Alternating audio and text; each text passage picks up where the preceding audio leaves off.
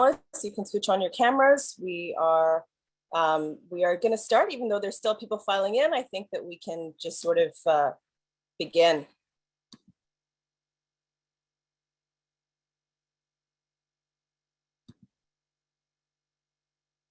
Hello, everybody. Hi. So I see that we still have quite a few people who are filing in. So I'm just going to let people do that for a bit as we begin our event. It's great to see you, Jonathan, Karen, Yves. I'm really looking forward to this evening together with you. We're just letting a few more people come into the Zoom room before we begin, but we'll be able to get started very, very shortly. All right, I think that the numbers are stabilizing, and we can begin. So my name is Bianca. I'm with the Canadian Foreign Policy Institute. So pleased to be here today. We are also live to Facebook. So please do share this event on Facebook. It's facebook.com/CanadaPolicy. You can also find out more about the host organization, the Canadian Foreign Policy Institute, at foreignpolicy.ca, as well as Just Peace Advocates at justpeaceadvocates.ca. So we're here with Jonathan Kuttab, with Yves Engler, with Karen Rodman for our event, The Innumerable Ways That Canada Supports Israeli Apartheid and What We Can Do About It. So I just want to give a huge welcome to our panelists. I want to give a huge welcome to all of you at home for joining us, for tuning in live. I'm delighted to be hosting this critical discussion with Jonathan and Yves and Karen, who've been doing so much work on this issue. So again, my name is Bianca Mageni. I'm with the Canadian Foreign Policy Institute, and I'm one of the organizers of this event. Please find out more about the amazing work that Just Peace Advocates is doing, justpeaceadvocates.ca. And as I mentioned earlier, this event is also being live streamed to our Facebook. So before we begin our event, I just want to acknowledge that we are gathered here today. I'm personally in Montreal, the island of Montreal, which is Jojage, and it's situated on the traditional territory of the Kanien'kehá:ka people and the keepers of the eastern door of the Haudenosaunee Confederacy. It's wonderful to see this turnout. I actually, if anyone could actually post in the chat the Facebook event, that would be awesome, because you can then share that. We also, as you can see, the chat is open, and we'd love to hear from you. So please do say hi, let us know where you're coming from. Hi, Furkan. As always, please refrain from any racist, sexist, or otherwise harmful commentary. Please do keep your comments civil and cordial. And after our speakers give their opening remarks, we'll be opening up to questions. Hi, Robert in Montreal. And so there is a Q&A box where you can actually put your questions. So we'll get to as many of those as we can, time permitting. So again, I'm here representing the Canadian Foreign Policy Institute, and we're an organization that challenges unjust foreign policy measures. And our goal is to bridge the gap between the perception and the reality of Canada's role in the world. We also work to oppose the racism that's embedded in Canadian foreign policy. And you can find out more about the work that we do at foreignpolicy.ca. And if you like events like these, please do consider donating or becoming a sustainer. And the link for that is foreignpolicy.ca/donate. And we'll be putting all those links in the chat. Hi, Simon in Ottawa. Hi, William. Our work, what we're working towards is a progressive foreign policy, and the internationalism that we all need to embrace so urgently must include meaningful international solidarity. This includes support for anti-racist and anti-colonial movements globally. And this week is a pretty significant week for us. It marks a year since the Canadian Foreign Policy Institute was launched with an op-ed in the Toronto Star, the public letter opposing Canada's bid for a seat on the United Nations Security Council, and worked with our co-sponsors of today's event, Just Peace Advocates, on the No to UNSC campaign, which included sending over 2,000 individual emails to all UN ambassadors critical of Canada's anti-Palestinian record. And in a sign of its effectiveness, it forced Canada's permanent representative to the UN to send a letter to all other UN ambassadors actually defending Canadian policy on Palestinian rights. Among the elements of Canada's anti-Palestinian record that we highlighted, where we highlighted the current Liberal government's voting record at the UN. Our current Liberal government have voted against more than 50 UN resolutions upholding Palestinian rights. And these are resolutions that are supported by almost every other nation on earth. We also highlighted how our foreign minister, Chrystia Freeland, at that time asserted that Canada would, quote, act as an asset for Israel if it gained a seat on the United Nations Security Council. And many progressives considered our position against Canada's bid for UNSC seat controversial, but time has really borne it out. And in recent days, Norway and Ireland, Canada's two competitors for a seat on the council, have sought to stop Israeli violence through the council. Unfortunately blocked by Washington, they put out a statement with other Security Council members, France and Estonia, condemning recent Israeli airstrikes and calling on Israel to cease settlement activities, demolitions, and evictions. It's highly unlikely that the Trudeau government would have pursued a similar tack if it had won a Security Council seat. So internationalism means that we cannot ignore the biggest injustices taking place on the planet. And a major way that we living in Canada can contribute to the Palestinian struggle is to challenge our own government, to challenge them to apply their laws on foreign enlistment, their own laws on charities, challenge them to vote with the rest of the world on UN resolutions upholding Palestinian rights, as well as many more actions that our esteemed panelists will be underlining in today's talk. So without further ado, it gives me great pleasure to introduce our first panelist of the evening, Jonathan Kuttab. Jonathan is the co-founder of Palestinian human rights group Al-Haq and co-founder of Nonviolence International. He's the author of the recently released book, Beyond the Two-State Solution, an international human rights lawyer. He serves on the board of Bethlehem Bible College and is president of the Holy Land Trust. Jonathan was head of the legal committee negotiating the Cairo Agreement of the 1994 in 1994 between Israel and the PLO. And after graduating from Virginia Law School and practicing on Wall Street for a bit, Jonathan returned home to Palestine. He was a visiting scholar at Osgood Law School at York University in Toronto in the fall of 2017, and is a founding director of Just Peace Advocates. He's resident of East Jerusalem, where he's a partner at Kuttab, Curry, and Hannah Law Firm, and has just written an excellent book, and we'll be putting the link to that and to his work in the chat. I get a copy of Jonathan's recent book, Beyond the Two-State Solution, if you can. It is excellent. Welcome, Jonathan.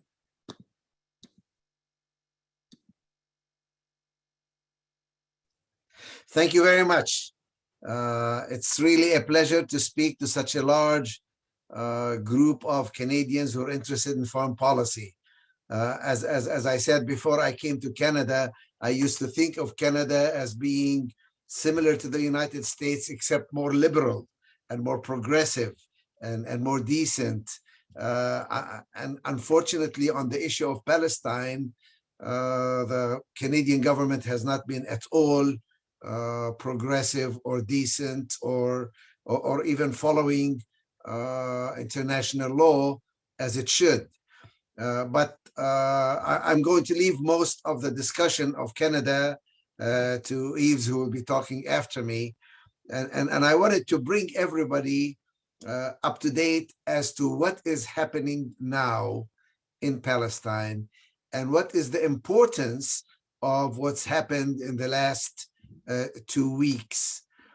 Because I really think, at least judging from where I am currently in the United States, I think we may be close to a tipping point, at least where the entire conversation around Israel-Palestine is moving. And let me explain a little bit more. Until these 2 weeks, most people who thought or talked or worked on the Israel-Palestine question were caught up in the issue of two states. And we're caught up in what's happening in the West Bank, in Gaza, and maybe also East Jerusalem. caught up in the idea of settlements being an obstacle to creating a Palestinian state in a small part of Palestine, 22%. What we saw during these last 2 weeks was that the reality is different. The reality is that the Palestinian question is not limited to the West Bank and Gaza. The reality is that in our confrontation with the Zionist movement, Israel has succeeded in bifurcating, in fragmenting the Palestinian people to 5 different groups and in having a separate policy for each group. First, there were those who are Palestinians who are Israeli citizens. There's about 2 million of them. They have the right to vote in Israel, but they really have zero political power because they are told this is a Jewish state. Yeah, you have the right to vote, but your representatives in the Knesset have no authority over anything. Because this is a Jewish state and only Jews have the right to self-determination in this state, and any action or law or regulation or practice or policy that favors Jews over non-Jews is the most natural thing, because this is intended to be a Jewish state. So basically, by its very nature, it is an apartheid regime. But like other apartheid regimes, it's not only a 2-tier regime with 1 tier for Jews and a 2nd tier for non-Jews.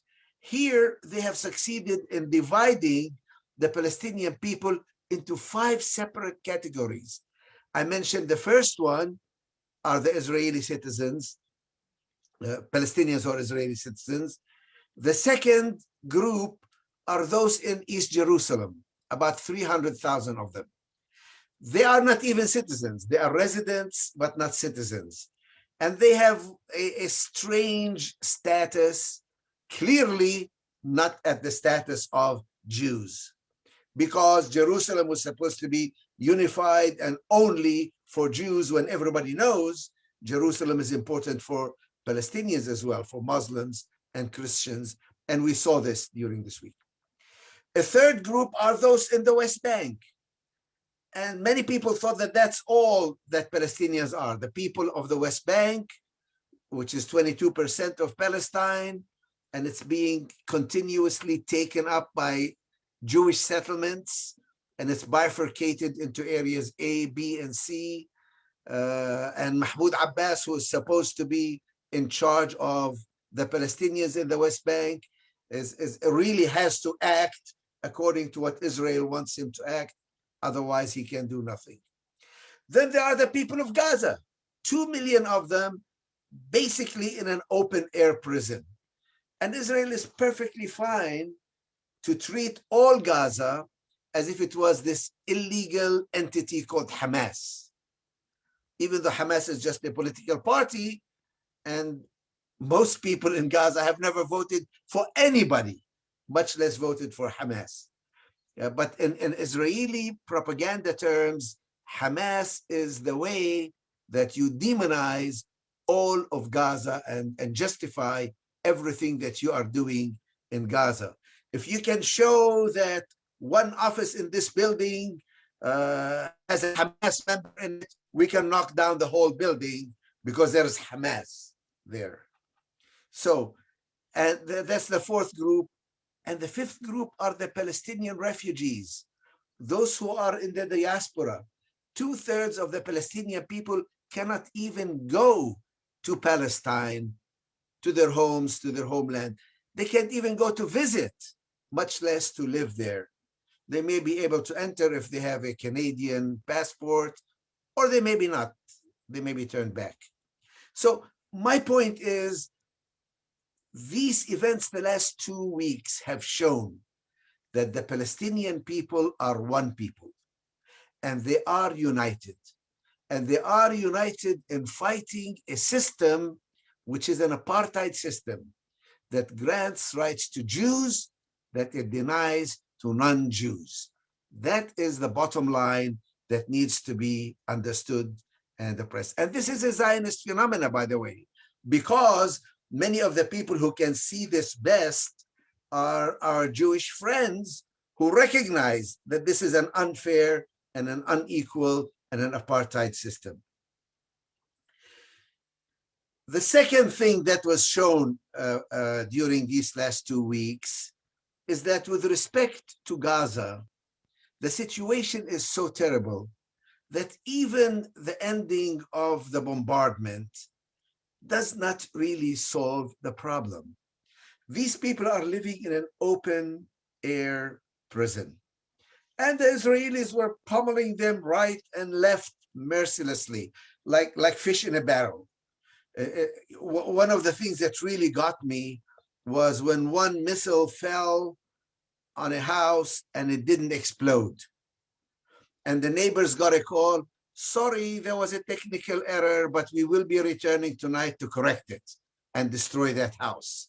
Because the Palestinians have no defense.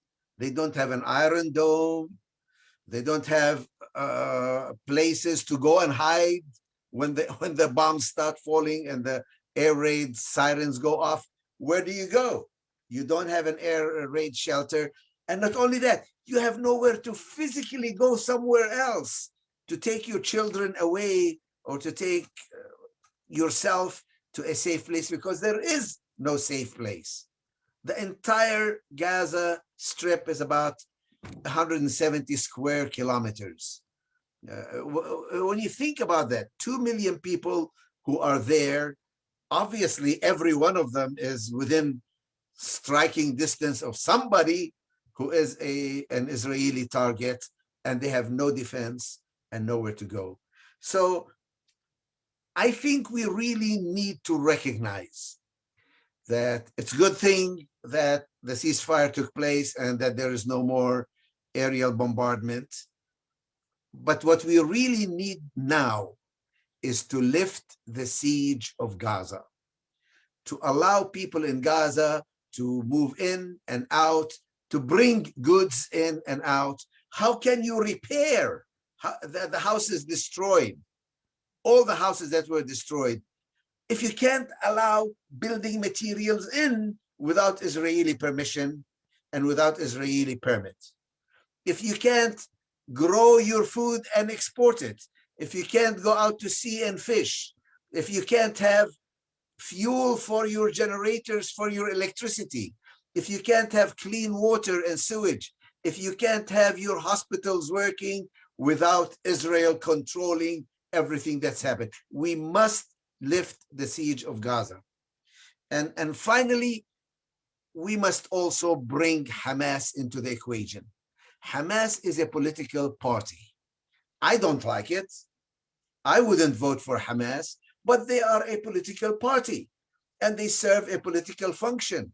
And if you want to make peace, and if you want to do anything in Gaza, you must deal with Hamas. And right now, they have almost more credibility than other people like President Abbas in Ramallah. I am sorry to say, they have more credibility than Mahmoud Abbas in Ramallah. So we must bring Hamas into the equation. There's things that they need to do. There's conditions that need to be met, but Hamas must be part of any kind of arrangement or peace talk if peace is. Jonathan, you're on mute. And finally, and with this, I will end my 10 minutes. We need to think of ways to act if the government doesn't act. If the government of Canada continues on its policy, which is clearly against decency and against international law and in favor of apartheid, in favor of oppression, what can ordinary people do? This is where BDS becomes important. Boycotts, divestment, and calling for sanctions to punish those who violate international law, those who practice apartheid, those who refuse to accept equality, those who, while claiming to be defending themselves, are really oppressing and attacking everybody else. With this, I think I will stop and give a chance to other people, and then and questions and answers, we can deal with other issues. Thank you so much, Jonathan, for that really critical, very important summary of what's been happening on the ground in Palestine, and also what is needed right now from the international community, the need to lift the siege on Gaza.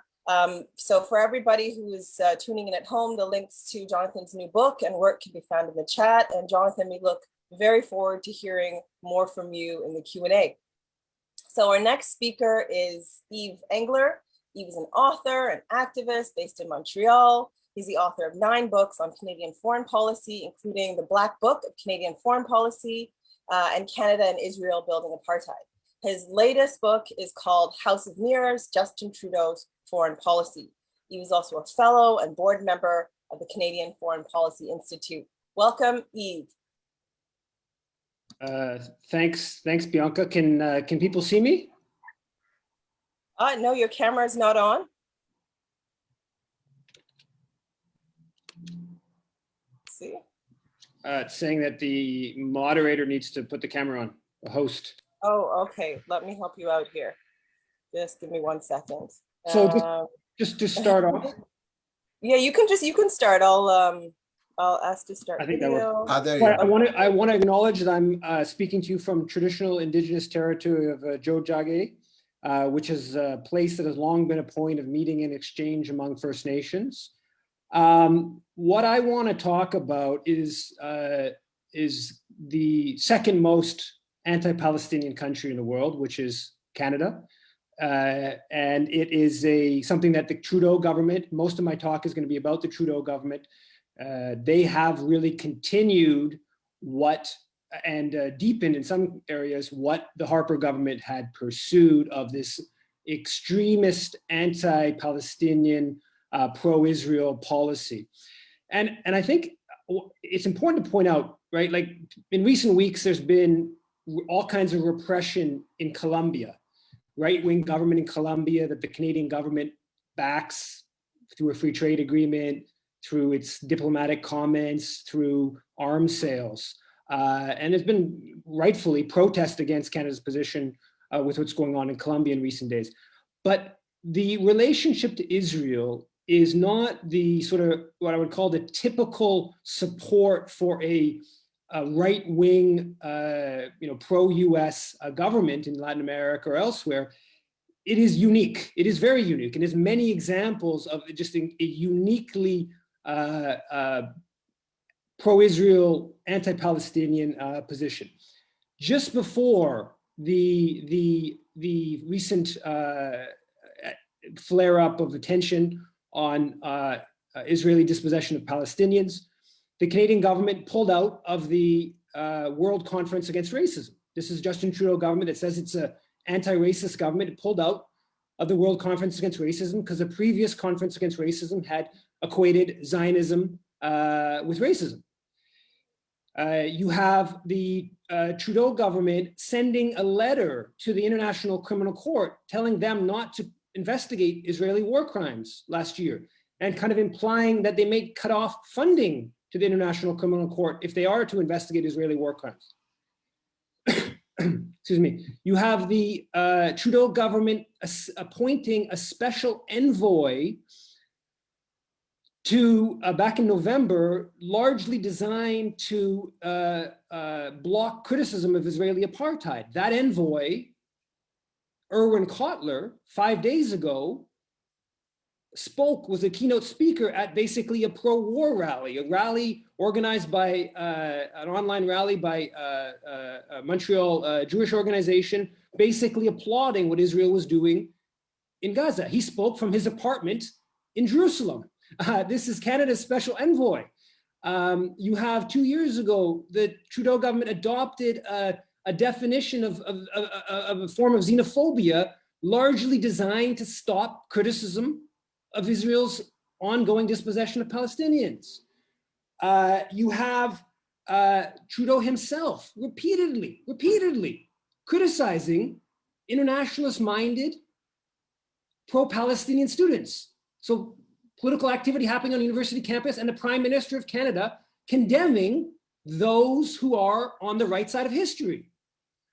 You have the Trudeau government spending hundreds of thousands of dollars of taxpayer money on lawyers to block the proper labeling of a couple wines coming from illegal settlements, because they don't want Canadian consumers to know where those wines are actually coming from.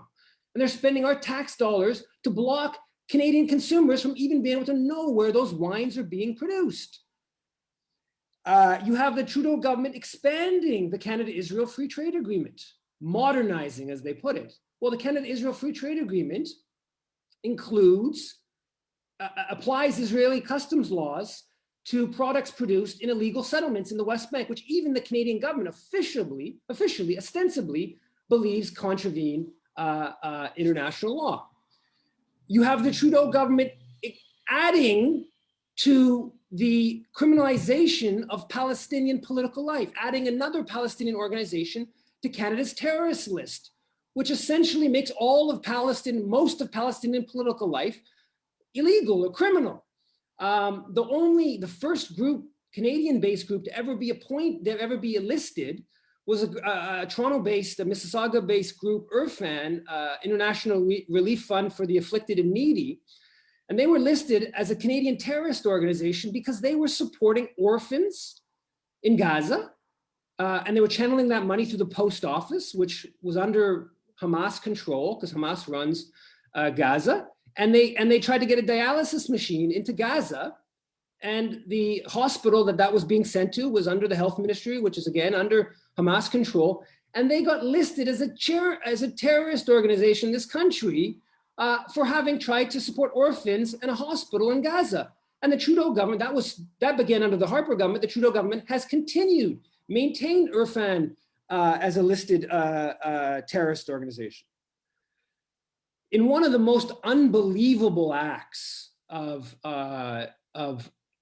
exceeding deference to Israeli violence, on January 16th of last year, Canada's ambassador in Israel organized a pizza party for Canadians fighting in the IDF, for Canadians fighting in the Israeli military, for Canadians overseeing checkpoints in the West Bank, sniper fire into Gaza, probably in recent days, making decisions on bombings in Gaza. A pizza party for Canadians fighting in another country's military at the Canadian embassy in Tel Aviv. You have the Trudeau government allowing the enlistment of Canadians into the Israeli military, which contravenes the Foreign Enlistment Act, which is very clear. It's not legal to recruit or induce others to join another country's military. I know Karen's going to get into this in more detail, but the Trudeau government has ignored the campaign that's brought this issue to light and just tried to pass it off. You have the most important form of Canadian support for Palestinian dispossession, for Israel, today and historically or in recent decades is the registered charities. More than $250 million was raised in 2018 and a similar number each year since and before by registered Canadian charities for projects in Israel.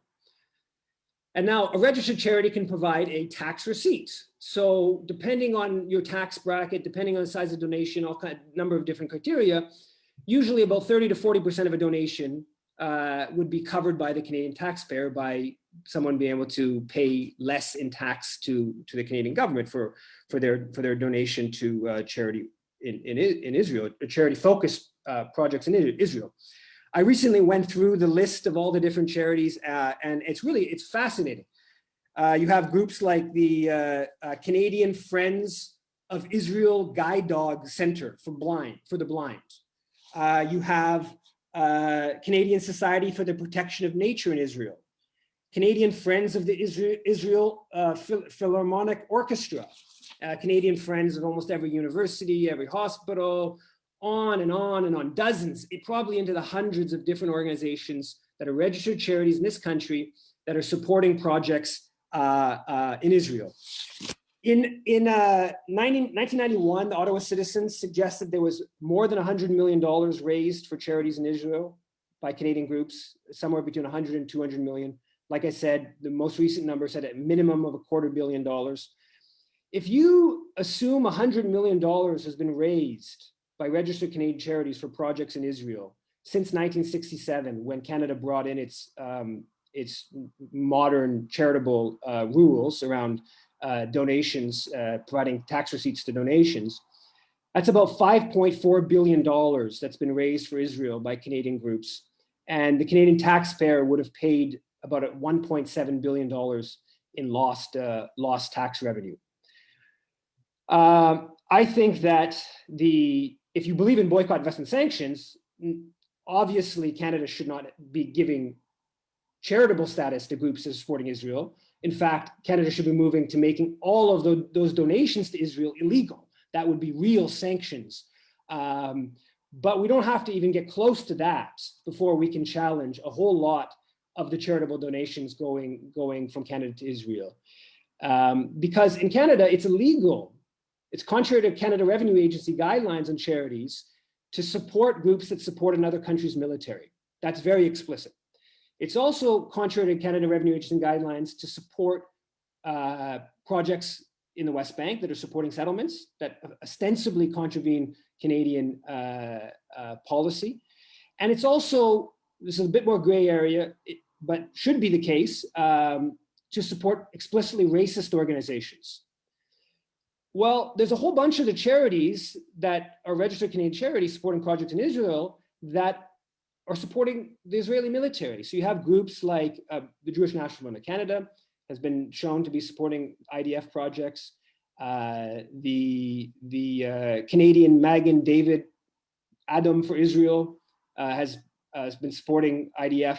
The Bet Alochim Canada Aid to Disabled Veterans of Israel also. The HESIC Foundation, which is a Toronto-based registered charity that provided more than $9 million, $9.2 million in 2018, the last statistics I've seen. The HESIC Foundation was set up to, quote, recognize and honor the contribution of lone soldiers to Israel. That's non-Israelis that join the Israeli military. That seems pretty clearly a form of support to the Israeli military, but they're openly a registered charity. Likewise, there's a number of organizations, registered charities that support settlement projects. You have the Jewish National Fund of Canada. It's been involved in all kinds of projects that contravene, that are, expanding settlements. Recent days, there's been but a bunch of controversy over that. Go back historically, Canada Park, that tens and tens of millions of dollars that JNF Canada raised was on the remnants of 3 Palestinian villages conquered in the 1967 war. You have groups like Christian Friends of Israeli Communities that says openly that it provides financial support to the Jews currently living in biblical Israel, the communities of Judea and Samaria. So again, there's a whole bunch of these charities, almost certainly into the millions of dollars, going into projects that in one way or another, indirectly or directly, support settlements in the West Bank. Similarly, with racist organizations. The Jewish National Fund of Canada is an explicitly racist organization. Until very recently, it was in its Twitter tag. It gets land, holds land for Jews, excludes non-Jews from land. This is a form of racism that we criminalized in this country 70 years ago. There's a famous Supreme Court decision that outlawed racist property deeds, land deeds in Canada. And yet here you have the Jewish National Fund practicing this type of policy in Israel today as a registered Canadian charity. So there's, and I'm sure if you go into the different charities and a real investigation into all these charities supporting projects in Israel, you'll find that a number of the other ones are engaged in explicit racism, and almost all of them are engaged in implicit racism, because almost all of this $250 million in 2018 that was raised for projects in Israel, almost none of that goes to people who are the poorest people, like this, because ostensibly this is about charity, right? It's about poor people, right? Well, almost none of that money goes to the poorest people under Israeli control. Obviously, basically none of it goes to people in Gaza, the poorest, and basically none of it goes to Palestinians in the West Bank. And even within Israel proper, about the half of the poorest people within Israel are Palestinian citizens of Israel.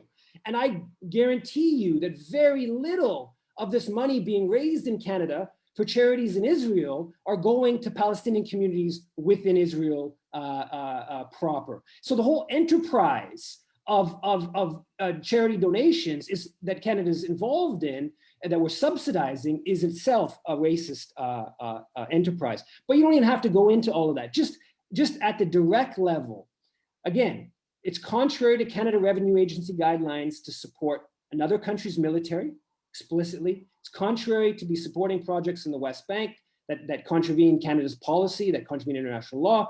And according to Canada Revenue Agency guidelines going back to 2003, they promote anti-racism. They don't promote racism. So it should be contrary to Canada Revenue Agency guidelines to support racist organizations.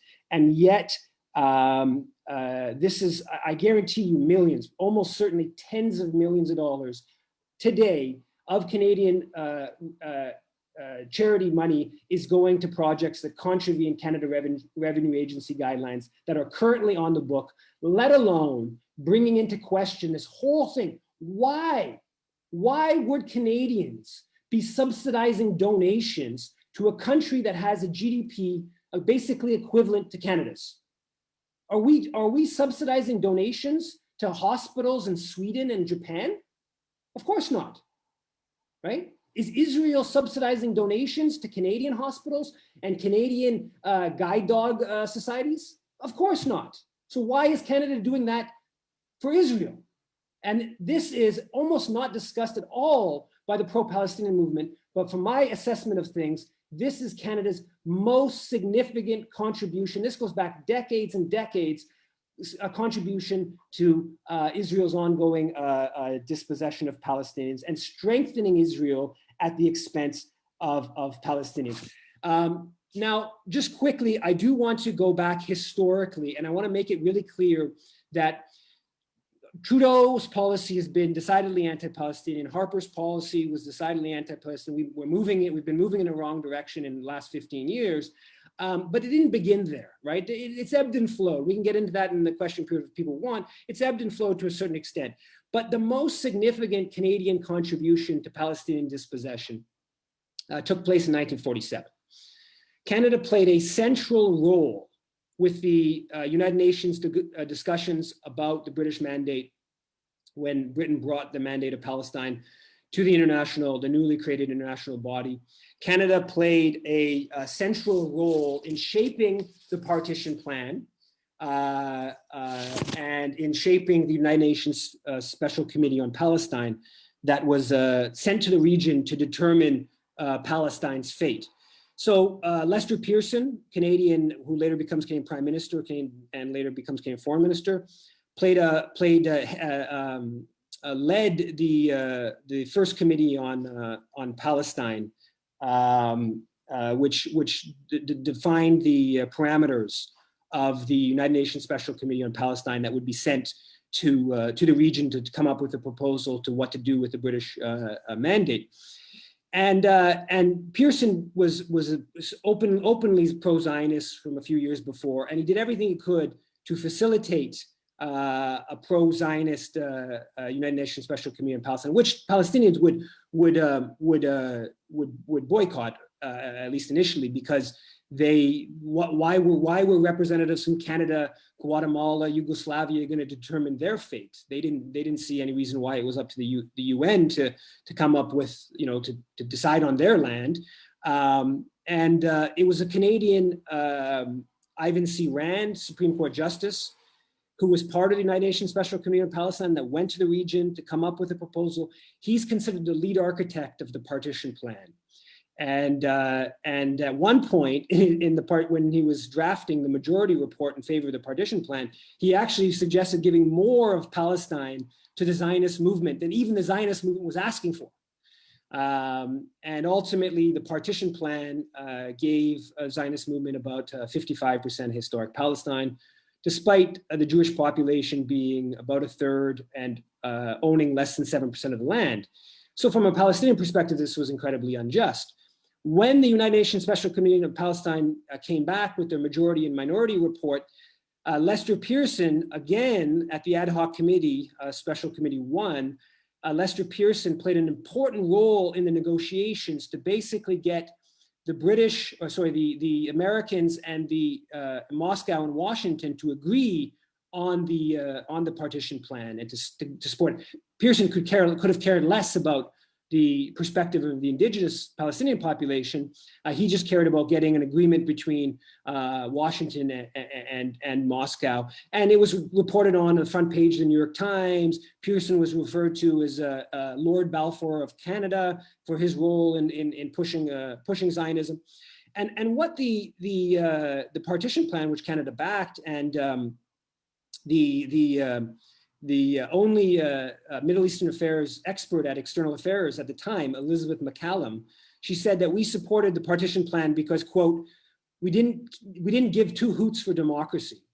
And at the time, she sent a note during the negotiations. She sent a note, according to the book, The Rise and Fall of a Middle Power. McCallum scribbled a note and passed it to Lester Pearson, saying the Middle East was now in for 40 years of war, due to the lack of consultation with the Arab countries. Of course, as we've seen in recent days, it's not 40 years, it's even longer, but McCallum was clearly much more far-sighted than other officials. And basically what the partition plan did is it gave the Zionist movement diplomatic legitimacy to ethnically cleanse Palestine, to drive out 700,000 plus Palestinians. And it sort of legitimated that project. And there were Canadians that fought, a minimum of 300, according to the lead recruiter in Toronto, Ben Dunkelman. He claims that he recruited as many as 1,000 people, Canadians, World War II veterans, so generally highly skilled military people, to go fight on behalf of the Zionist movement, and they participated in the ethnic cleansing of Palestine. And so Canada's role at the UN in 1947 is the most important Canadian contribution to Palestinian dispossession. Like I said, that has ebbed and flowed over the years, but as we see today, we have a government, Justin Trudeau, that continues to pursue a whole series of different measures. Even if Justin Trudeau 10 days ago would have come out and said Israel's ethnic cleansing in East Jerusalem is wrong, its attacks on Al-Aqsa Mosque are wrong, its bombing of Gaza are wrong, even if it would have strong language, Canada would still have been directly enabling and complicit in Israel's human rights violations, and he didn't even make those statements. So we have a government, and it's up to us to change that and to mobilize political power, to choose important points of pressure within Canada that we can take that outrage, the outrage we've seen online on the streets in recent days, and direct it at challenging Canada's complicity in Palestinian dispossession. I'll leave it at that and pass it over. Thank you.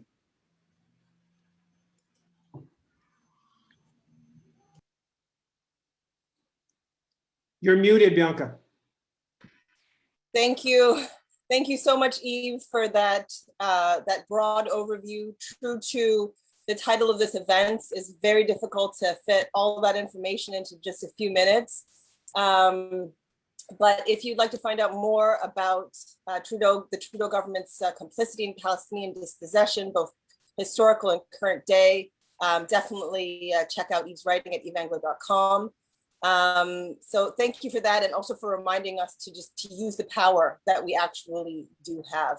So we'll see you again in the Q&A, Yves. And I just want to remind everyone at home to post your questions in the Q&A box. We're going to try and take as many of them as we can after this. So our next speaker is Karen Rodman, who is a human rights advocate and founder of Just Peace Advocates and Palestine Just Trade. Karen was ordained as a United Church of Canada minister in 2015 and has served as a human rights volunteer observer in Palestine for the World Council of Churches. Karen is retired from a 3-year decade in senior management leadership in the Ontario Public Service. And Karen is an incredible activist. Welcome, Karen. Thanks so much, Bianca, and what an honor to be here. I'm pleased to share a little bit more about some of the practical things that people are doing and can do in regard to ongoing campaigns. And I'm going to start by talking about the illegal Israeli military recruiting in Canada. Under the Foreign Enlistment Act, it is a crime in Canada to recruit anyone for a foreign military, and Yves talked a little bit about this. It's also a crime to aid and abet such recruitment, and there's indication that at any point there are about 200 Canadians serving in the Israeli military based on historic information. The only exception would be if the recruitment was of an Israeli citizen who's required to do mandatory service, and that would be someone who is not a Canadian citizen. The campaign to stop illegal Israeli military recruiting was launched on October 19th, 2020 by both the Canadian Foreign Policy Institute and Just Peace Advocates, along with the Montreal-based organization Palestinian and Jewish Unity. It was launched with a formal legal complaint with a call to Minister Lametti, Justice Minister Lametti, to undertake an investigation and lay charges as warranted. Le Devoir ran an article that day, and the following day, the journalist from Le Devoir who had ran the article asked a question at the press conference of Minister Lametti about the actual complaint, along with evidence and a letter that had been signed by more than 170 Canadians, including several prominent individuals from Canada and beyond. Lametti indicated at that press conference that he would refer the case to the RCMP, and Marie Vastel at the Le Devoir ran this news on the front page of Le Devoir on October 20th. I must say that the Francophone media has been much more kind to our advocacy work than the English media, although some things have been changing over the last few days, as I'll come to in a few moments. In early November, the RCMP indicated they did open the investigation, and the original evidence that had been provided by our organizations to Minister Lametti were provided to the RCMP. We provided additional information early in 2021. All this information is on the Just Peace Advocates website as well. The RCMP have not followed up other than to just provide indication that the investigation was opened.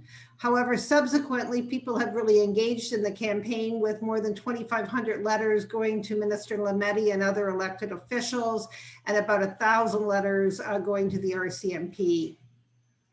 We did hold a webinar by our organizations in early February. World Beyond War joined us with that, but over 50 organizations from across Canada, but also some international, came on board to fully endorse the campaign.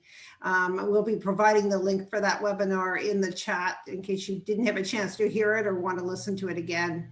But maybe more importantly is that recently NDP member of Parliament Matthew Green from Hamilton Centre, in fact this was just following the NDP convention where a resolution was passed in support of Palestinian activism, or Palestinian action, I should say, related to military embargo and settlement goods. Just following that, anyway, Matthew Green sponsored a parliamentary petition that is calling on Minister Lametti to undertake a thorough investigation and lay charges where warranted. We just checked the petition before we came on. I think it's over 6,600 Canadians have signed the petition. It is just growing by about 100 every time we look at it. I encourage you, if you have not already done so, to sign it and to share it within your networks. Let's make this the Palestinian motion that actually, or not motion, parliamentary petition, I should say, that actually gets to the 10,000 signatures. So again, that link has been in the chat and I think it'll be put back in again. Also, as Yves mentioned, there was a recent letter from our organizations to the minister. Well, I guess Yves more mentioned that there was indication around the charities and using charity funding towards military in Israel, along with the Foreign Enlistments Act that I've just been talking about. And so we do have a letter that is going to the Minister of Justice, Global Affairs and Finance that's calling on Canada to follow its own laws. And there's been about 2,600 letters that have been sent in the last few days in that regard. So again, that's something, in fact, you don't have to be in Canada to participate in that. Anyone can send letters as they wish. So I do want to spend just a couple of minutes and talk about the groundswell of reaction that both Jonathan and Yves have spoken to in response to Israel's blatant violence, and in particular, Canada's complicity.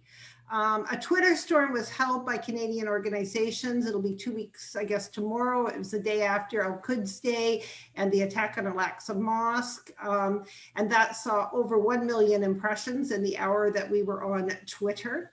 A letter was provided at that time by Just Peace Advocates for people to send to the Canadian government.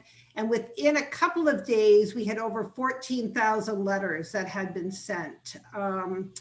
Over the next few days, a letter from the National Council of Canadian Muslims resulted in over 100,000 signatures. And as far as I know, that's the first time that NCCM, the National Council of Canadian Muslims, has engaged directly in the issue of Palestine in this way.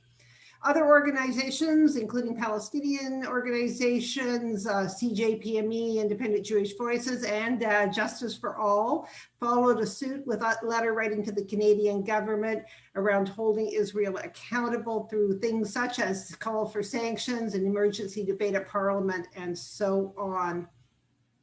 Within a few days, and I count it sort of a few days into that week, Canadian elected officials had seen more than 150,000 direct calls into their email inboxes. And by then there were phone banks happening with phone calls. I'm sure it would be fair to say that at least 250,000 letters and phone calls have been made to Canadian parliamentarians over this last 10 days as the momentum has continued to grow. On the streets, actions that were already in the planning for NAPCA Day became huge events with estimated crowds of up to around 10,000 in both Montreal and in Toronto. There were tens of actions all across the country, with thousands coming out in Calgary, Edmonton, Ottawa, Vancouver, Winnipeg, Halifax, Mississauga, and elsewhere. In places where there is always good support for Palestine, like St. John's, Newfoundland, and Victoria, BC, the usual support was there, but it swelled with large numbers. And in places where there had not been actions, likely since the 2014 war on Gaza, or maybe never, actions sprung up: Guelph, Milton, Oakville, Saskatoon, and so on.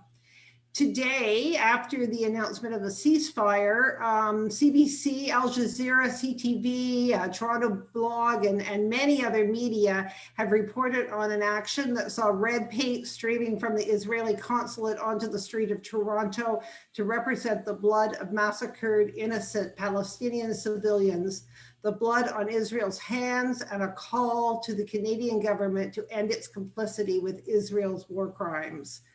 A few of you have been asking in the chat, and I know the link has already been provided, but over this coming weekend, there are actions planned for Charlottetown, Montreal, Toronto, St. John, New Brunswick, Surrey, Vernon, Winnipeg, Calgary, Edmonton, Kelowna, Ottawa, Powell River, Red Deer, Alberta, St. Catharines, and so on, and events later in the month for Victoria, London, and other places.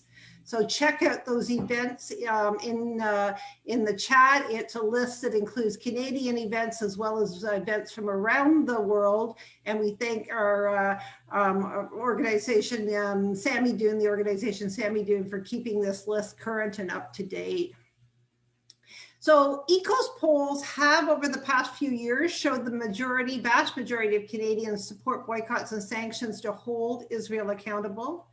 And with this most recent blatant violence across historic Palestine, The Israeli bombardment and genocide of Gaza, the aggressive Judaism in Jerusalem, the evictions in Sheikh Jarrah and other East Jerusalem communities, the attack on the sacred Al-Aqsa compound, the rash of military extrajudicial killings that have been happening across the West Bank, and the police and state-sanctioned civilian violence against Palestinians in the 1948 territory has led people to be engaged around the world, but engaged on the streets across Canada through direct actions as well as direct demands to the Canadian government. The ceasefire is not a reason to start, it's a reason for us to continue to build on this work. I do just want to mention that over the last 5 years, the Canadian Bds Coalition has been providing quite focused campaigns through its about 25 member groups from across the country, as well as the coalition as a whole. The founding meeting of the Canadian Bds Coalition happened in April 2016, and the notes record the following. The Canadian Bds Coalition, a good, unequivocal name in answer to Trudeau's parliamentary motion in February 2016, condemning BDS and those who support it.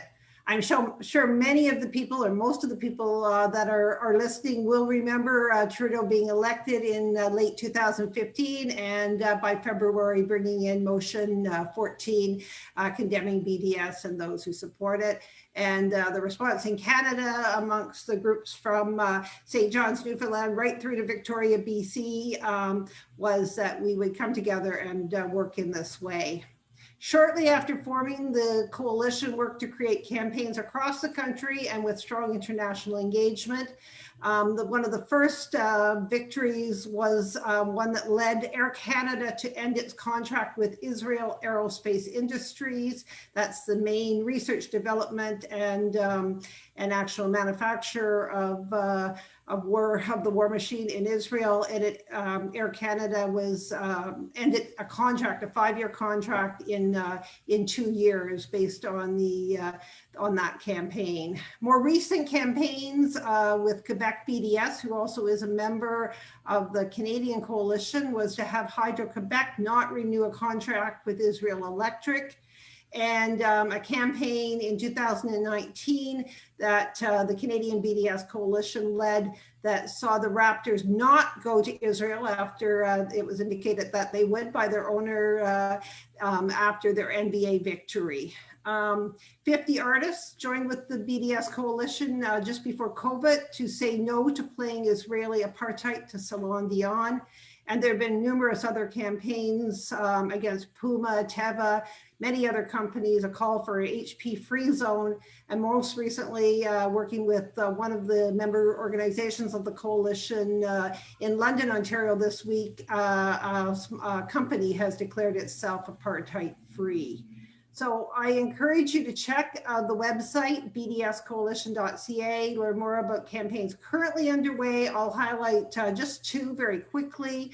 One is a current campaign related to the Canada Pension Plan Investment Board, calling for divestment from the companies that it's invested in that are on the UN list as complicit with war crimes. Some people call that the black list, as well as a Montreal-based company, WSP, that is engaged in the light rail in East Jerusalem.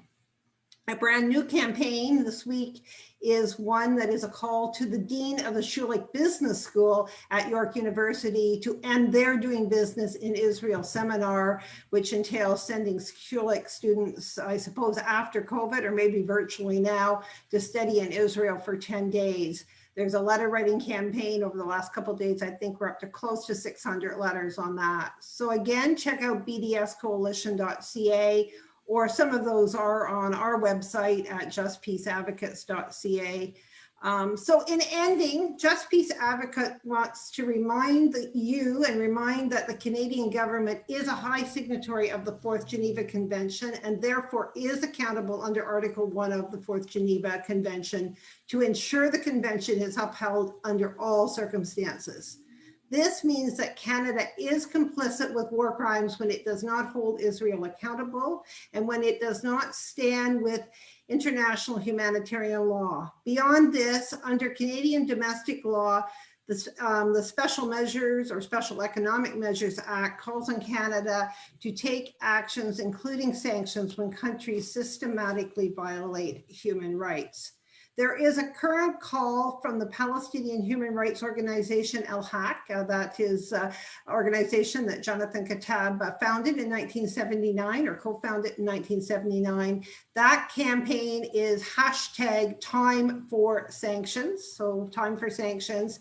And the General Secretary of Al-Haq, Shawan Jarbran, highlighted yesterday the international community's lack of political will to hold Israel to account is what has allowed Israel to commit crimes against the Palestinian people as a whole, and that Israel's colonial apartheid regime, established and maintained since the NAPCA of 1948, continues to deny the Palestinian people their collective rights, including the right to self-determination and right to return.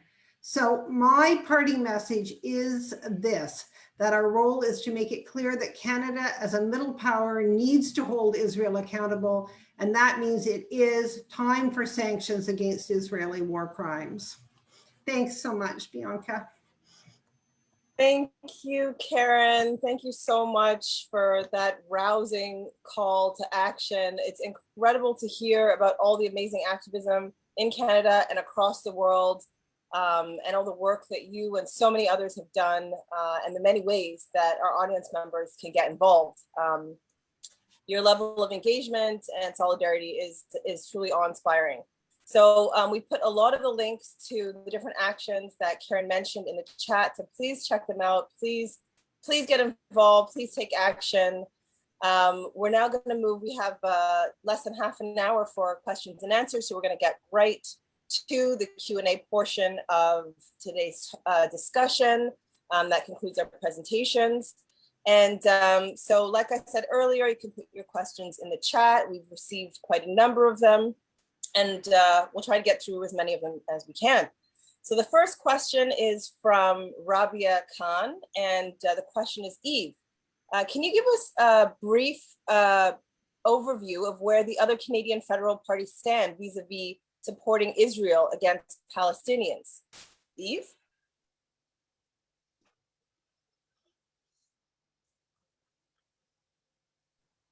Yeah, so the Conservatives are even more anti-Palestinian. They want to move the embassy to Jerusalem, and they basically just applaud whatever Netanyahu's doing.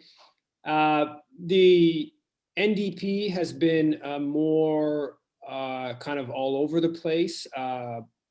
What's happened with Jagmeet Singh over the past 6 weeks probably deserves on the question of Palestine, probably deserves a couple master's or PhD theses to dissect, because he went from completely erasing Palestinians in a April 3rd, April 4th interview where just before the NDP convention, where he was asked repeatedly about resolutions dealing with Palestinian rights, and all he could talk about was anti-Semitism, and he actually referred to anti-Semitism 5 times and didn't mention Palestine or Palestinians once. It was quite a embarrassment that elicited quite a reaction. But then the NDP convention passed a resolution that's it's soft, but it was calling for an arms embargo on Israel and calling for Canada to block trade with West Bank settlement products, and that passed overwhelmingly at the convention, and then 10 days ago, a couple of days into the recent flare-up, Jagmeet Singh held a press conference and then asked in the House of Commons Justin Trudeau whether he would bring in an arms embargo on Israel. So he went from a month earlier basically effectively denying Palestinians even exist, to calling on Israel to bring it, to the Trudeau government to bring in an arms embargo. And then the next day, after a press conference and bringing the House of Commons, then they put out an action alert calling on people to engage with the government calling for an arms embargo, and then they began, of course, fundraising off of this action alert. So it was quite a thing to see. A good thing, you know, you can be cynical about these things, but it's obviously a good thing. It was due to a mix of outside pressure, the fact that the convention passed the resolution, and then the fact that this, you know, recent violence and ethnic cleansing has gotten a lot of attention and a lot of mobilization online. So there's room to be moving, and it's emboldened all the pro-Palestinian forces within the NDP. It's very much emboldened them. And it's affected the Liberals. The Liberal statements have gotten slightly better, right? Over the past 10 days, their positions got slightly better, right? They, not, you know, very far from where it should be, even at a rhetorical level, let alone at a more fundamental level, but you know, slightly better. The Green Party has been, they have the leader of the party, Enemy Paul, is clearly a totally extreme Zionist. I wrote an article 2 days ago about one of her senior advisor basically claiming that Jagmeet Singh, that the Green MPs and all kinds of, you know, sort of everyone else who said anything pro-Palestinian was being anti-Semitic. This senior advisor of the Green Party of Enemy Paul just completely off of the deep end, and to the point where they were calling for they were threatening to get rid of the Green MPs. This is a senior advisor of the Green Party leader, publicly threatening to get rid of Green MPs. People can check that out on my website. So the Green Party has a relatively good policy on its books, and people may know there was a huge battle around that 4 years ago. You know, almost split the party. In recent days, the 3 Green MPs that are in the House of Commons have said critical things about what Canada's doing. Have referred to it as apartheid. So you know, the Green Party, I think the vast majority of members of the Green Party want to be challenging Canada's role in Palestinian dispossession. But you have a leader who is clearly totally supportive of Israel. Thank you, Yves. So the next question that we have, I think there's actually a few questions about it in the chat and also in the Q&A, is could any of the speakers elaborate on Canadian arms sales to Israel?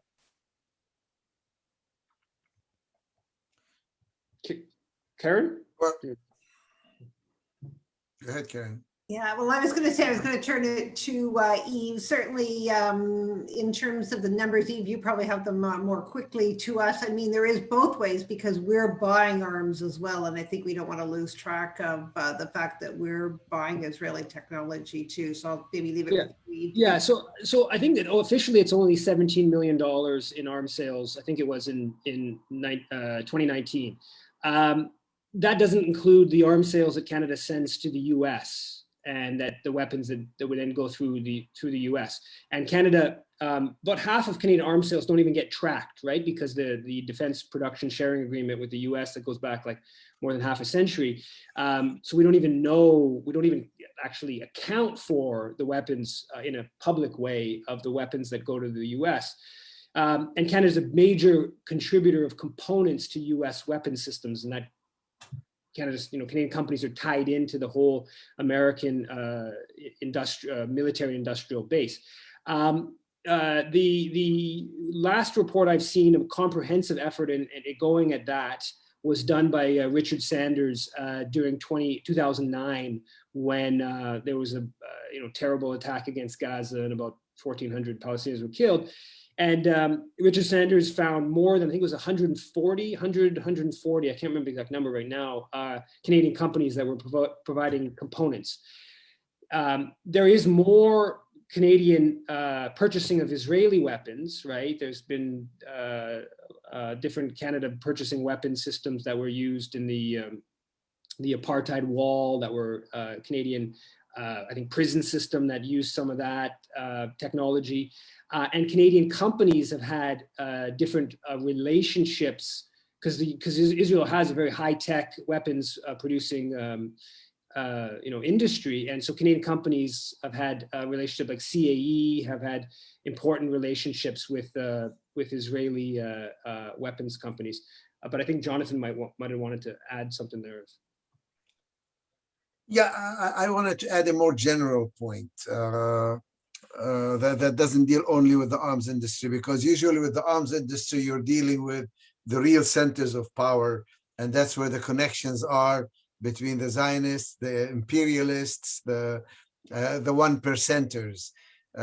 What is happening here is that the Palestinian question is taking on the feature of really a genuinely global, moral, ethical situation, where ordinary, decent people cannot help but say that inequality is wrong, apartheid is wrong, discrimination is wrong, racism is wrong.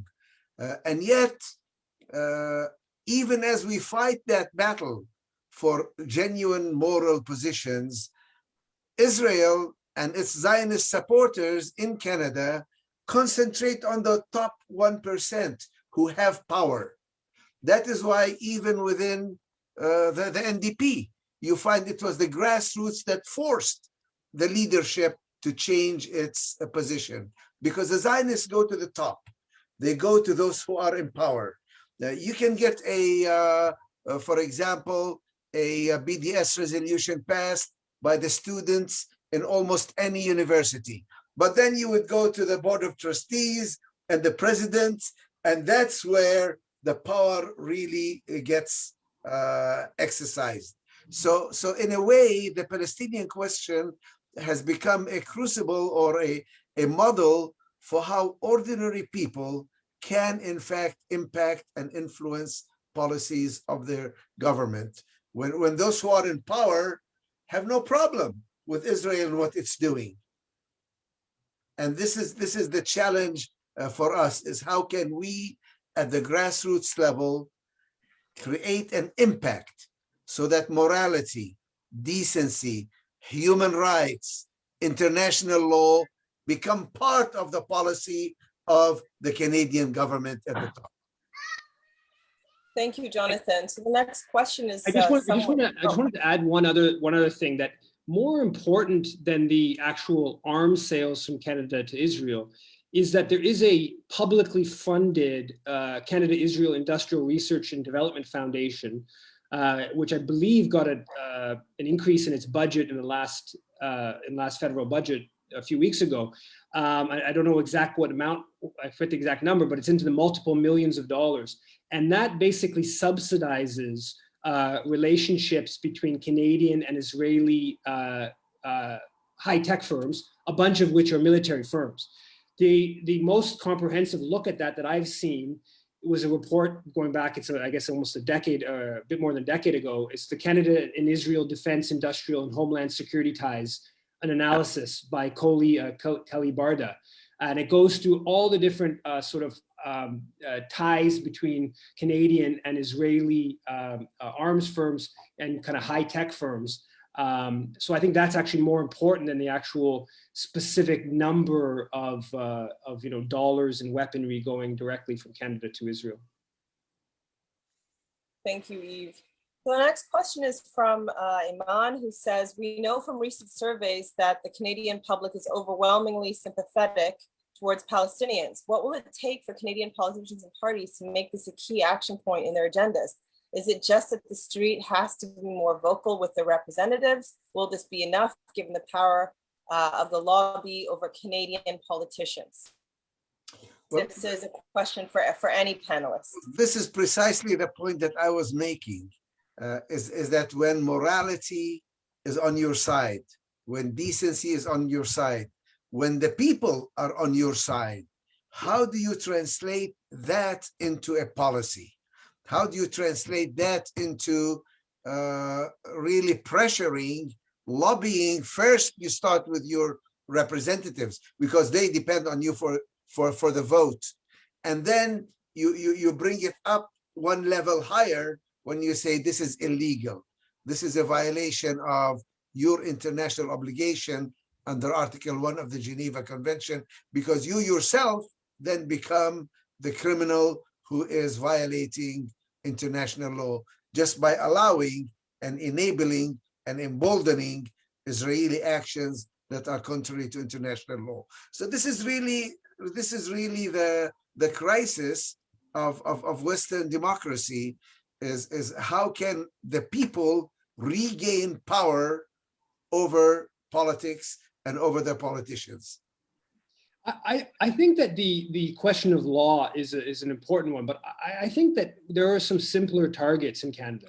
And I think that the Foreign Enlistment Act, the recruiting for the Israeli military in Canada, the fact that the support for millions, tens of millions of dollars in support going for registered charities that contravene Canada Revenue Agency guidelines with regards to supporting the Israeli military, with regards to West Bank settlements, with regards to racism, that's Canadian law.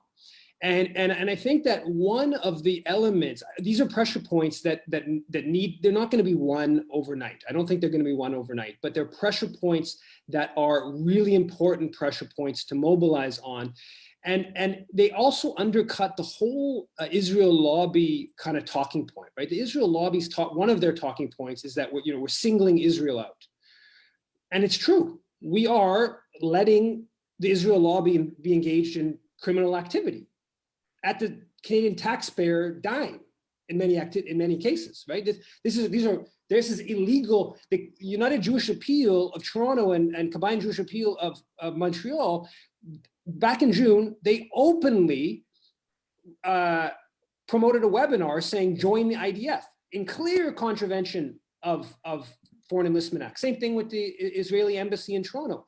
So there's this, it also undercuts some of their rhetoric about singling Israel when we just say, no, apply Canadian law. So my increasing formulation on this is that we need to be absolutely clear about Zionist crimes, about what Zionism is. It's a movement of dispossession, European colonial movement that is a movement of dispossession, and it didn't start in '67. It didn't just start 10 days ago, whatever. This is about a century or more long process of Europeans basically taking the land of non-Europeans, and Canada's been part of that the whole way through. And that project, to a large extent, is a European colonial project. It would not succeed. I mean, there were Canadians that conquered Palestine in 1917, right? There was a Canadian general that led an initial attempt to capture Gaza. It was a failed, but then there was 400 other Canadians that fought with Allenby in helping the British conquer Palestine. So this is we need to be clear about, hard in our rhetoric, if you like, about what Zionism is, about the completely one-sided injustice, but quite simple and if you want to call it mainstream in our demand. Just uphold Canadian law. Just uphold Canadian law. I also think it's really important, and it's already been said, but just to remember that this week, the shift and the tipping point of when the organizations such as the National Council of Canadian Muslims comes on board, and it matters about the votes and the impact, as Yves articulated really clearly, around what role that had with the NDP and how that started to move forward. So there are moments, and I mean, we're seeing that very much with the mainstream media here in Canada. And I know, Jonathan, you said that the media in the US is really focused. So it's how to use these moments really well as well, too, right? So we have another question here, which is, why does Canada support Israel so much? That's a very good question. I would answer there are two reasons, and one of them is collapsing right now. One reason, of course, is that there are specific interests. The government, the industry, the arms industry, those who are in power view Israel maybe as an outpost of Western imperialism, and they support it for some interests they have, banking interests, industrial interests, etc. But the reason that most people used to support Israel had to do with their failure to understand its nature. They thought that Israel was a democratic country, that was the only democracy in the Middle East. They thought that the religion or Christianity supports the state of Israel and the Jews in their return to their historic land. They thought that Israel was a progressive, socialist, utopian experiment because they didn't know that it was actually a colonial movement taking over other people's land. They used to talk about a land without a people for a people without a land. So that there was also a lot of guilt feelings about the Holocaust and about their own anti-Semitism and their own hatred for Jews, which they reflected by saying, okay, now let's give them the land of Palestine for their own. The absence of a Palestinian narrative. We were totally absent in the Canadian or the North American mind at all. Now, these, what I call these soft reasons that led people to support Israel because they didn't know the facts and because they thought it was the right thing to do. These forces are now collapsing.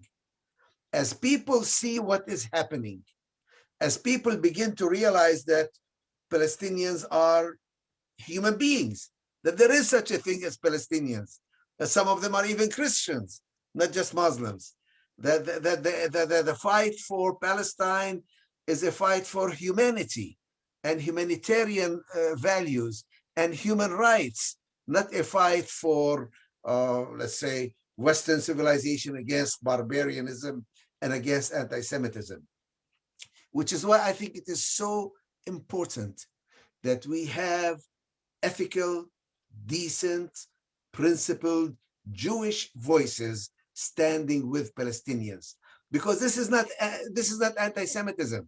I want to make it very clear. Anybody who supports Palestinians because they hate Jews, we don't want them. They are the racists that we are fighting. We are fighting for equality. We are fighting for decency. We are fighting against racism, not for racism.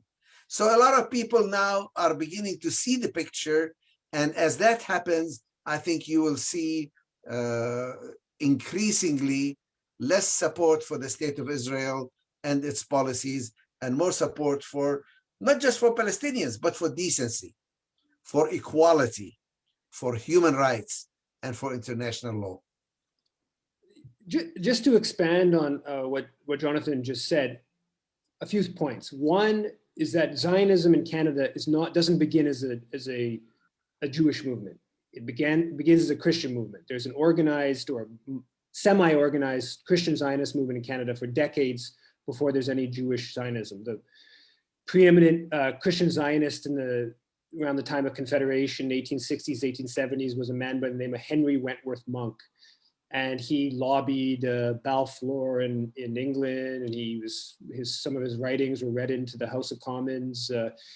And he was calling for basically a dominion of the British Empire in the Middle East. So Canada was a dominion of Britain, and he wanted another dominion of Britain of Jews in Palestine as part of the British Empire.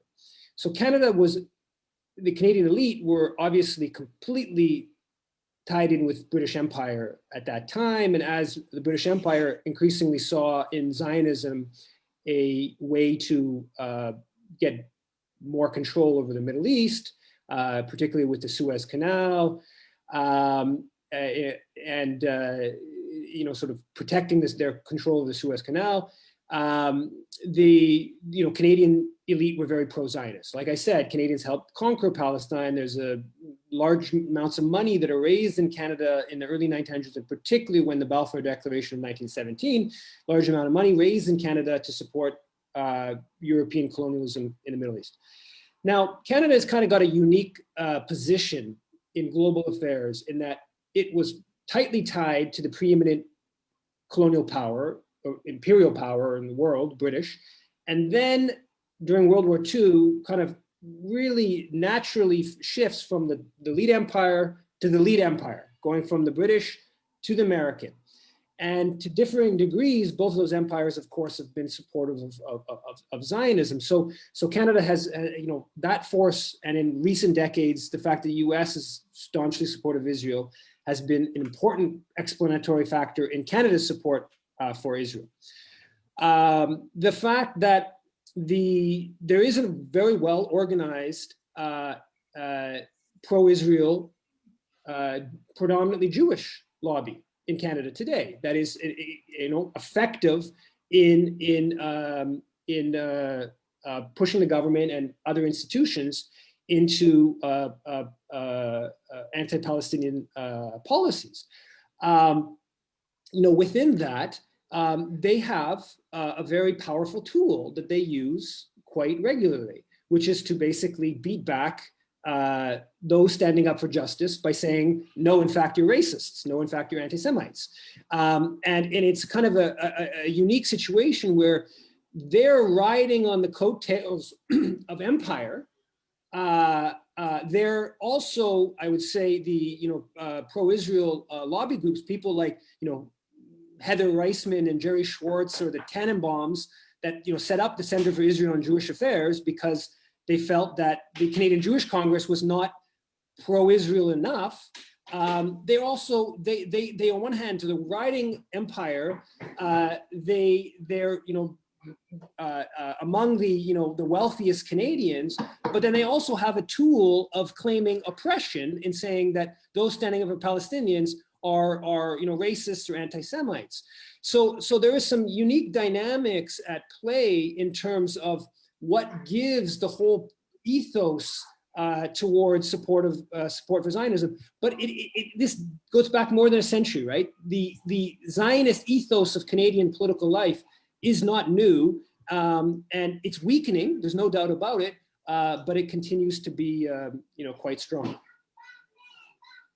Thank you, Yves. So we're nearly out of time. There really are so many more questions. I think I'm only going to take maybe two more, and that's it. We have a question from Henry Evans Sabrinka. What, in your opinion, should the labor movement be doing to support Palestine? Maybe I'll start. Eva can jump in. I mean, the labor movement was really strong in the early days after the civil society called for BDS in regard to that support. And I think we're seeing some of that starting to come as well. I know for the labor movement, my understanding is that they really take their lead from labor in Palestine and the unions in Palestine as well. So I'm sure Henry, in asking that question, knows probably better than I or some of us on the panel even know in terms of labor work. But it's really to be able to be working together with Labor for Palestine and with the unions. Certainly, the Canadian postal workers are amazing. They've signed on to the campaign related to the military, and pretty much every campaign that's being done, but is to move it into that sort of that next level. I mean, if we had the Canadian Labour Congress coming on board and other unions, but maybe I'll turn it over to Yves on that as well. Well, I mean, the Canadian Labour Congress put out a statement yesterday that was decent. It went in the right direction. CUPW put out a statement as well. The right direction. I don't see at all why they can't just say apply Canadian law around foreign enlistment and apply Canadian law around revenue charities, right? I mean, these are simple demands. The Canadian Labour Congress what are they going to be accused of? Like they're singling Israel out by saying we should apply Canadian law. So these are demands that I do think that they're the labor movement in Canada having connections with Palestinian unions and asking Palestinian unions, what do you want us to do? I get that. That makes sense. And CUPW has done very good stuff on that. But I also think it's important, let's take Canadian foreign policy seriously. Let's look really at how complicit we are here and how many different pressure points there are here. And there's no reason why a union in Ramallah, a trade union activist in Ramallah would necessarily know all of these different ways in which Canada is complicit in Palestinian dispossession. Why should they? Why would they?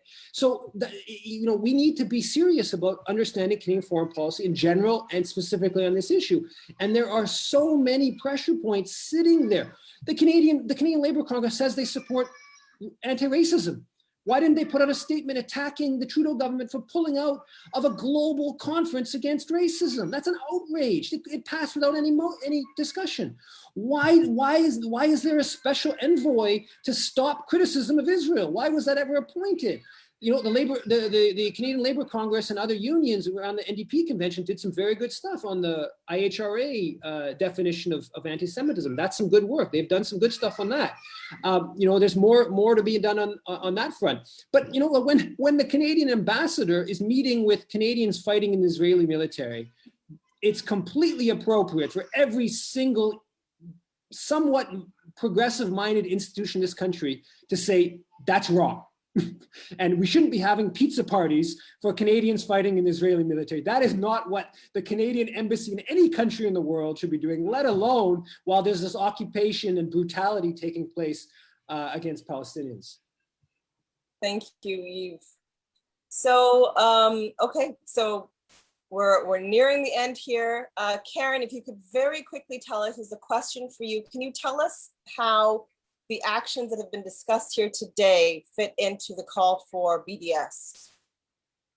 Yes, well, yeah, for sure. I mean, we've talked about a lot of actions, so it's hard probably to summarize, but certainly in terms of boycotting specific goods that would be, or companies.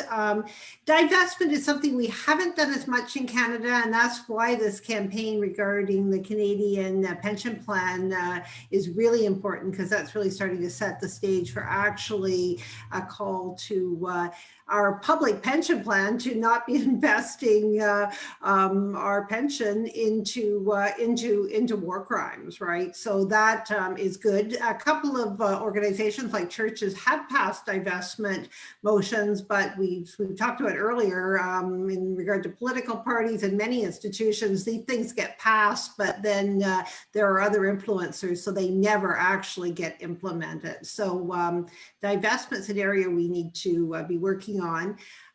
Sanctions, I mean, the call is getting clearer, as I said, around sanctions for the Canadian government.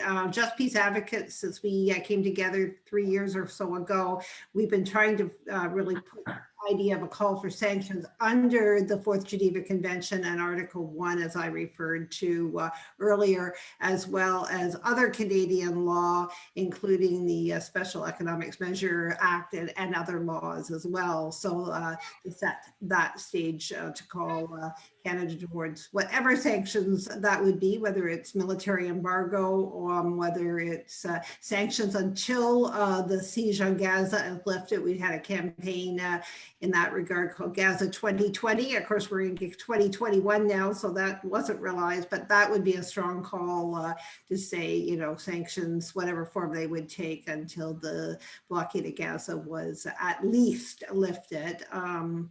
Yeah, most of our work is boycott. Most of our work is boycott or in some way related to calling for that kind of accountability and either be through letter writing or actions or following up directly with companies, sometimes from a legal context as well. Thank you, Karen. And the last question is for Jonathan. Was the ceasefire a victory for Palestinians? I think anytime there is a ceasefire, it's a victory, because human life and the destruction that goes with warfare, no matter who is the one who's dying or being destroyed, it's a catastrophe. So yes, ceasefire is a victory, I think. But in geopolitical terms, basically, all the ceasefire did was saying that Palestinians continue to be on their feet, that they have not been totally crushed, that they have not been totally silenced, that they continue to exist and they continue to resist. I personally prefer nonviolent resistance. But we have to recognize that Palestinians are facing daily violence. The occupation is violence. The siege of Gaza is violence. Cutting off its water, its electricity, its supply, going in, going out, is violence. The settlements are violence. Israeli actions in the Al-Aqsa Mosque are violence. In Sheikh Jarrah is violence. So yes, we have to stop violence and we have to resist violence. But it's not enough to just say, you know, okay, nobody is shooting. Nobody is dropping bombs anymore because there is ongoing violence.